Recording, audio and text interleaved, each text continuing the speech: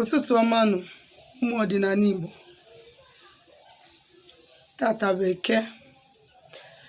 Asị m ka chi tata wee kee gaziela anyị, ka Eke ketara anyị ndụ, ketara anyị udo, ketara anyị agamnihu, ketara anyị ihe akụ n'ihe enwe enwe.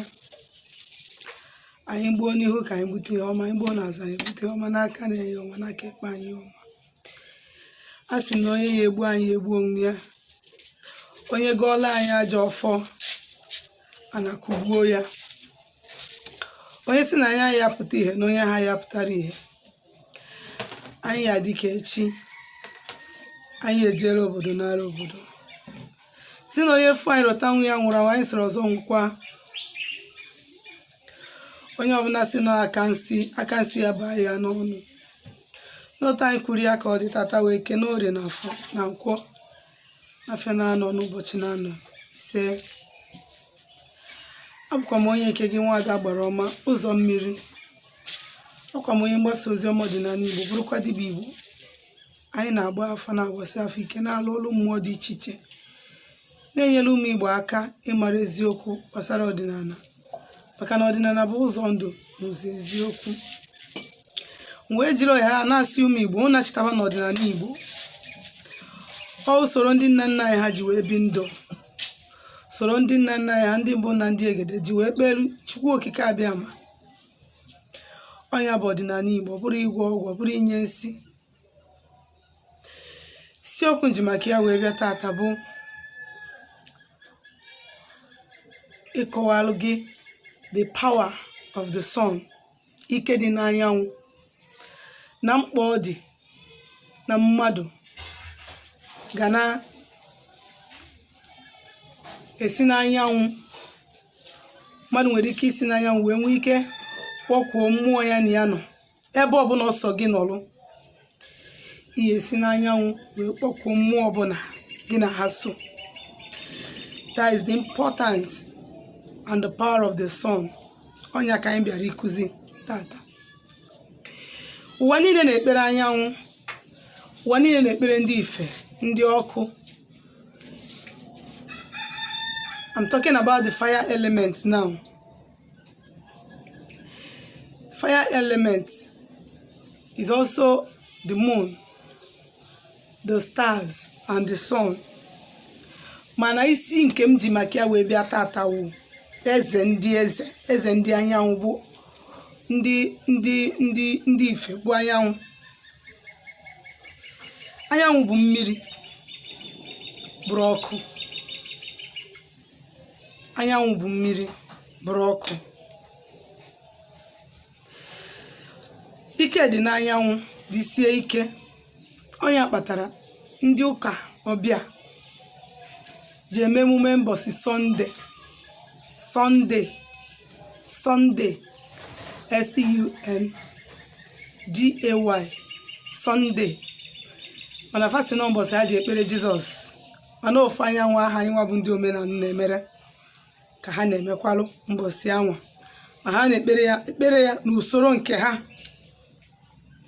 So ka ha fụ ịfụ ebe onye Igbo nọ n'anyanwụ na-akpọku Chukwu Okike ma ọ na-akpọku mmụọ ya na ya so, isi na onye a na-eme njọ, maka na gị nwa na-aga ụka mbọsị ụka, ị na-ekpere anyanwụ mbọsị ụka. So anyanwụ connected na all the universal elements and all the powers that be. Ekpere ọbụla mmadụ kpere n'anyanwụ na-aga one touch, as far as na ikpere ekpere ahụ with sincere heart. Onyanwa mere mmadụ ya abụ, o nwere ife ya abụ mmadụ ihe eme ọ bụ na ekpechie mmadụ ọnụ, ma ọ na Chineke bịa gbalụ mmadụ izu, maybe na mmadụ dị vindicated, osi ụta aka ọsalụba ndị anyanwụ ka ọ na-ekene, ndị na-afụ na ife na-afụ na mmụọ. N'efife n'ụtụtụ anyanwụ anọrọ ọrụ, n'abalị ọnwa ma kpakpando anọrọ ọrụ. O wee buru ya bụ n'ike dị na ndị ife. Ọ bụrụ na ị n'obodo oyibo and ị chọrọ ịkpọkụ aja na be nna gị, obodo oyibo ebe ahụ ị nọ nwere ike ọ bụrụ na ha ataghịcha another place, enwere ka ị esi wee fụ aja ana ihe echere n'aka gị wee kọmand ya wee kpọkwuo aja ana be nna gị si n'aja ana ahụ ma ị nọrọ n'aja ana ahụ wee mee ihe. Ị ga-emebi ife anyanwụ ma ife esi ebe ahụ anyanwụ si apụta from that side, kpụwa mmụọ ọbụla nye ya ihe ị ga-enye ya, o welie one touch. Mgbe my grandfather dị ndụ, o nwere ụdị ịbịa na bịa sị ya na mmadụ na-eme gị ihe na ị chọrọ ka o mee onye ahụ, o gbuo onye ahụ ma ọ ka o mee onye ahụ ihe ya, ọ sị gị jee kụrụ akwụkwọ, o zielu gị aka sị gị jee kụrụ akwụkwọ a zie n'anyanwụ, kpọọ onye ahụ afa, gwa anyanwụ ihe ị chọrọ ka o mee n'isi onye ahụ, gwa ya ihe onye ahụ mere gị na ihe ị chọrọ ka o mee. Na ọ bụ na ị gwasị anyanwụ na ọ bụ na onye ahụ mejọrọ gị and onye ahụ deserve enwu, forget it, ọ dịgo done. Mana ọ bụ na ikwugide ihe ahụ ebe anyị na-ekwu ya, blood wee tụsa n'akwụkwọ ahụ from anyanwụ ahụ, forget it, you are gone, ọnwụ gị. Enwere ike dị n'anyanwụ, ihe niile ịfụrụ dị connected to the sun, even the water. Onye kpatara mmiri zoo, anyanwụ cha, mmiri aha dry kwa gbagokwa back. Ha ndị sayensị na-akpọ ya evaporation. Ọ na-achịkwe back to the sun.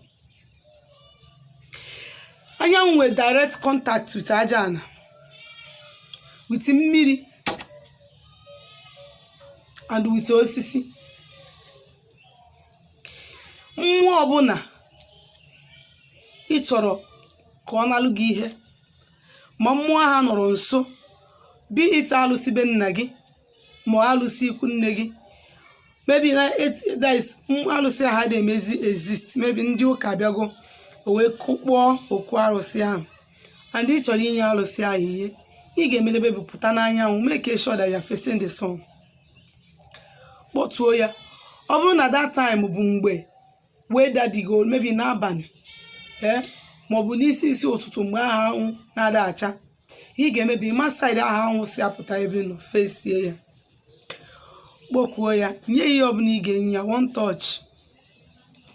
Mmadụ mee gị ihe and ị chọrọ ije gwọbara onye ahụ ọgwụ, were mmanya ike na ose na ọjịzi anyanwụ kpesara ndị anyanwụ ka a gbaalụ gị ọgụ, maka na mmụọ niile na-anara aja si n'anyanwụ agbatata.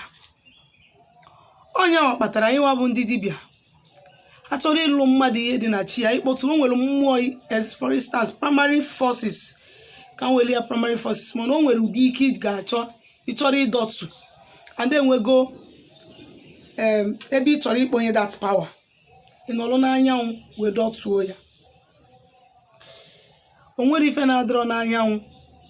Onye kpatara amarọ mma onwenugo mbọsị ịpụtara anyanwụ a na-achị na-eni ya eyeball to eyeball. Ana m eme ya steady, ọ bụ na imenubi ya mee ya, ị na-anya n'anyanwụ ifu na ị afụ different kind of entities, powers and forces. Ị na-afụ mmadụ n'anyanwụ, that is power. That is to tell you na o nwere forces na control the sun. It doesn't just come out maka no time. Ọ bụrụ kọmputa ka eji wee configurize ya that na ọkụ 8 ma 9 ya pụta, ma na ọkụ 6 5 ya naba. No, o nwere power, o nwere forces dị n'ime ya ebe ahụ na control the sun. And all forces are niile nwere connection with all the elemental beings, with all the forces that be. Nke ọbụla ị kpọrọ si n'anyanwụ gbatuo bịa were ihe ọbụla ị na-enye ya. Mana ị na-eme abịa sị gị new moon ritual, new moon ritual, new month ritual, gbaa gidigidi full moon ritual. Ọ na-awa ọkụrụ ndị chọrọ ya. But as far as ị na-efesi anyanwụ na-agọpụ ọfọ steady, o nwere ife iji new moon ritual, new sun ritual, nke anụ eme maka ihe eji eri unu. Ọ bụ ha na idozichago mmụọ niile gị na ha so. Jiri anyanwụ mere ihe na ọ dị mkpa ebe ọ bụla ị nọ. Osogodi ya bụrụ mmiri ka ị chọrọ ịkpọ, kpọọ ya n'anyanwụ na ọ ya abịaza gị.